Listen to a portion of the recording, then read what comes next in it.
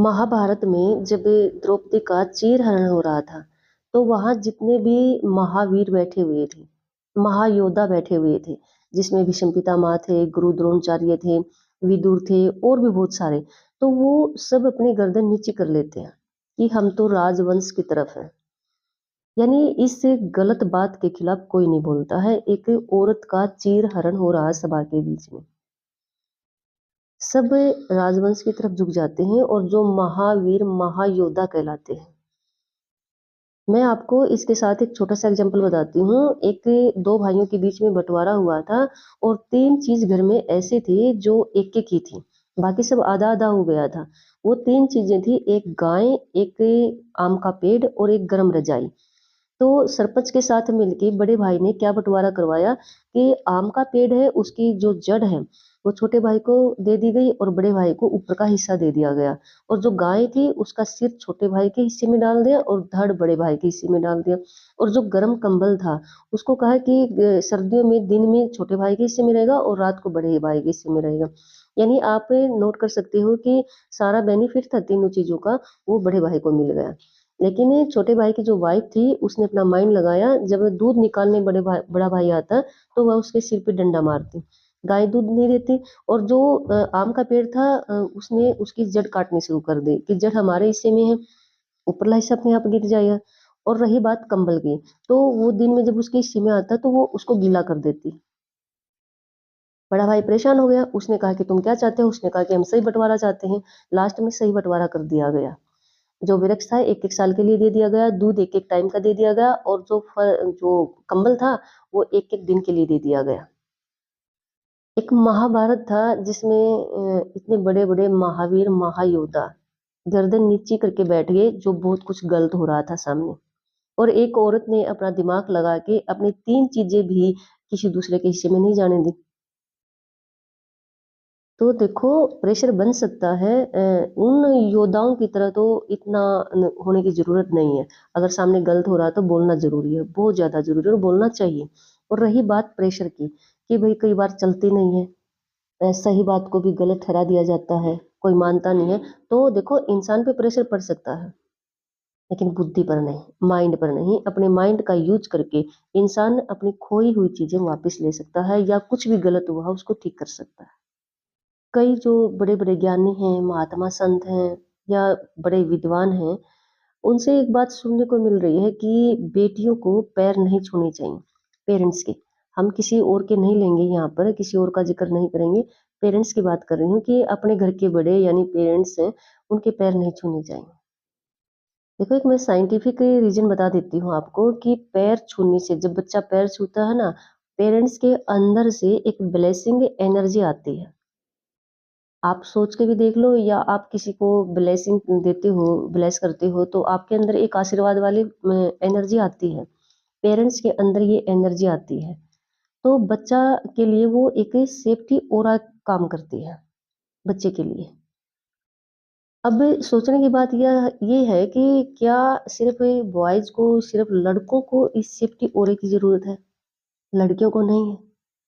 तो ये बिल्कुल गलत है, कतई सही नहीं है कि लड़कियां पेरेंट्स के पैर नहीं छू सकती। बिल्कुल छू सकती हैं।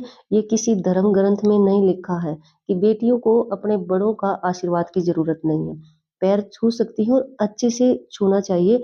वो जो एनर्जी होती है ना, ब्लेसिंग बड़ों की, जो अपने पेरेंट्स की एनर्जी होती है, वो हर बच्चे के लिए, चाहे लड़का है चाहे लड़की है, इसमें कोई ये मायने नहीं रखता है। ये ब्लेसिंग ओरा होता है ना, जो ये आशीर्वाद वाली फीलिंग्स होती है, एनर्जी होती है, इसको नहीं पता कि लड़का है या लड़की है। वो सिर्फ एक एनर्जी होती है और एनर्जी एक सेफ्टी ओरा का काम करती है बच्चे के लिए। तो ये एक साइंटिफिक रीजन है, कोई इसमें धार्मिक या वो अंधविश्वास नहीं है।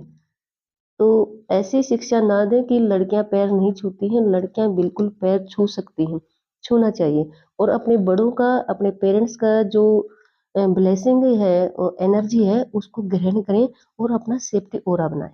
कई बार घरों में ऐसी सिचुएशन आ जाती है कि किसी एक पर प्रेशर बनाया जाता है, मीन्स उसको बिन गलती दबाया जा सकता है या उसका हक नहीं दिया जा सकता।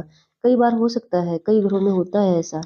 लेकिन एक बात हमेशा याद रखें, रीजन चाहे कुछ भी है, अगर आपको आपका हक नहीं मिला या आपको बिन बात प्रेशर बनाया जा रहा है, दबाया जा रहा है, तो घबराएं नहीं, क्योंकि आपको दबाया जा सकता है, आपके माइंड को नहीं। अपना माइंड यूज करें और अपना हक वापस ले लें। कई पेरेंट्स की ये बहुत शिकायत रहती है कि हमारा बच्चा जब याद करता है ना, तो जल्दी ही भूल जाता है। मतलब है उसकी जो कैचिंग पावर, लर्निंग पावर है वो वीक है। बहुत सारे पेरेंट्स की ये शिकायत होती है। देखो, लर्निंग पावर, कैचिंग पावर बच्चे के घर से बनती है। वो कुछ न्यूट्रिएंट्स होते हैं, वो तो देखो जब बच्चा पेट में होता है, मम्मा क्या खाती पीती है या बच्चे का भोजन कैसा है, वो तो मीनिंगफुल है ही है, वो तो काम करता ही है। लेकिन एक और बात, घर में संस्कार कैसे हैं, यानी व्यवहार कैसा है, वातावरण कैसा है, वहाँ से होती है बच्चे की कैचिंग पावर, लर्निंग पावर। अगर बच्चों पर पूरी तरह से फोकस किया जाता है कि बड़ों के साथ कैसा व्यवहार करना, और जो पेरेंट्स हैं वो बड़ों के साथ कैसा व्यवहार कर रहे हैं, छोटों के साथ कैसा व्यवहार कर रहे हैं, यानी घर में इस तरह का वातावरण है, तो बच्चे की कैचिंग पावर बननी ही बननी है, लर्निंग पावर बननी ही बननी है। और दूसरी बात, बच्चे के अंदर जो नॉलेज स्टोर है ना, उसको शो करने का तरीका होता है बच्चे की राइटिंग। तो बच्चे की राइटिंग पे ज़रूर फोकस करें। हमारे देश का तो जो एजुकेशन सिस्टम है, खासकर +2 तक, वो है ही ऐसा। बच्चे ने जो लिखा है ना, उसके मार्क्स मिलते हैं। तो राइटिंग पर भी फोकस करें। और रही लर्निंग पावर की बात, कैचिंग पावर की बात, बस अपने घर के जो वातावरण है ना, थोड़ा सा उस पर फोकस करें। घर का वातावरण यानी मेरे कहने का मतलब है संस्कार। अपने घर के संस्कार, बड़े छोटे का रेस्पेक्ट, अगर इस तरह का वातावरण सुधर जाएगा ना, तो बच्चे की लर्निंग पावर, कैचिंग पावर 100% सुधर जाएगी। एक स्टूडेंट के अंदर कितनी नॉलेज है, उसको शो करने का जो रास्ता है ना, वो है स्टूडेंट की राइटिंग। क्रोध किसे कहते हैं? जो मोस्टली हर किसी को आ ही जाता है कभी ना कभी। क्रोध की डेफिनेशन पता है क्या? दूसरे की गलती की सजा खुद को देना।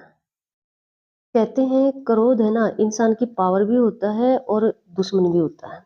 बात भी सही है। क्रोध इंसान का बहुत सारा लॉस भी कर देता है। लेकिन पावर कैसे होता है? जब बुद्धि के साथ आता है। अब क्रोध में इतना ध्यान कहाँ रहता है कि हम बुद्धि का यूज करें। उसके लिए आपको एक आसान तरीका बता देती हूँ। जब आप क्रोधित हो, क्रोध आए, बस एक छोटी सी लाइन रिपीट करनी है अपने माइंड में कि मैं किसकी गलती की सजा खुद को दे रहा हूँ।